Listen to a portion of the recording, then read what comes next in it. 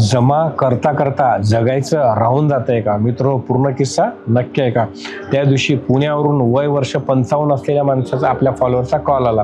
म्हणे सर लोनच्या ट्रॅपमध्ये अडकलेलं आहे, त्याच्यामधनं बाहेर काढा. म्हटलं यस सर, सांगा तुम्ही काय. तर म्हणे सर माझा पगार 1,40,000 रुपये आहे, बायकोचा पगार 70,000 रुपये आहे. हे ऐकून तर मला अजूनच आश्चर्य वाटलं की एवढा पगार असून सुद्धा माणूस ट्रॅपमध्ये लोनच्या कसा काय अडकू शकतो. तर म्हटलं सर बाकी लायबिलिटी ॲसेट सांगा. तर म्हणे सर साताऱ्यामध्ये बंगलो आहे, पुण्यामध्ये 3 BHK चा फ्लॅट आहे, बँगलोरमध्ये एक 2 BHK चा फ्लॅट आहे आणि आता काही दिवसांपूर्वी गावाला शेती घेतलेली आहे म्हणे सर. त्याच्यासाठी मित्रांकडनं पैसे घेतलेले आहेत आणि पर्सनल लोन सुद्धा उचललेलं आहे. त्यामुळे आता कळत नाही सर याच्यामध्ये बाहेर कसं पडायचं. म्हटलं मुलं किती आहे? म्हणे सर एकच मुलगी आहे, ती इंजिनिअरिंगला आहे, तिला वर्षाचा खर्च साधारणतः 7 ते 8 लाख रुपये असतो. म्हटलं बाकी फिरायला वगैरे केव्हा जात असता? तर म्हणे सर पुणे ते सातारा याच्याच दरम्यान आहे. म्हटलं पासपोर्ट वगैरे नाही म्हणे सर, आजपर्यंत आम्ही पुण्याच्याही बाहेर कधी फिरायला गेलो नाही. म्हटलं इमर्जन्सी फंड वगैरे? म्हणे नाही आहे सर काही, सगळे पैसे आता संपले शेतीमध्ये. आता जर कधी इमर्जन्सी फंडच नाही आहे तर पोर्टफोलिओ तर खूप लांबची गोष्ट आहे. मित्र खरंच वयाच्या 55व्या वर्षी एवढं सगळं लोन घेऊन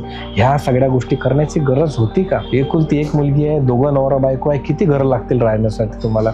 1 किंवा 2. म्हटलं एखादी प्रॉपर्टी विकून सगळं बाहेर पडा. नाही म्हणे सर तुमच्याकडनं अशी अपेक्षा नाही की प्रॉपर्टी कशाला विका, तुम्ही दुसरा काहीतरी सोल्युशन सांगा. म्हणजे माणसाचा जीव एवढा अडकलेला असतो ना या प्रॉपर्टीमध्ये तर त्याचं जगायचं राहूनच जातं. त्याला असं वाटतं मी जे जमा करतोय ना तेच माझं लाईफ आहे. मित्र जमा करण्याला अजिबात विरोध नाही आहे, पण आहे ना स्ट्रेस घेऊन आयुष्यात काहीच जमा करू नका. हे आपलं आयुष्य आहे ना स्ट्रेस घेण्यासाठी आणि आनंदाने जगण्यासाठी आहे. हे जग अनुभव घेण्यासाठी आहे. माझ्या स्वतःचा इन्व्हेस्टमेंटचा बिझनेस आहे. मी लोकांना सांगतो इन्व्हेस्टमेंट भरपूर करा, परंतु आज कॉम्प्रोमाइज नका करू.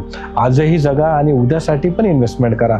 अशा प्रकारे तुम्ही लाईफ जगलं पाहिजे. तर मित्र मला बाकी कमेंट करून सांगा की यांच्यासारखी असे भरपूर लोक आहेत का की जे नुसते जमा करायच्या मागे लागलेत आणि आयुष्य जगत नाही आहे. परत एकदा सांगतो माझा जमा करायला विरोध नाही आहे, पण आयुष्य जगून सगळं जमा करता आलं पाहिजे. आणि हा रील त्यांना शेअर करा जे नुसतं जमा करायच्या मागे लागलेलं आहे, जगायच्या नाही. बाकी फॉलो तर तुम्ही केलेलंच आहे. आणि हो तुमच्या इन्व्हेस्टमेंटसाठी नक्की भेटा. आपण इन्व्हेस्टमेंट पण करू आणि आयुष्य आज पण जगू आणि उद्या पण जगू. थँक्यू.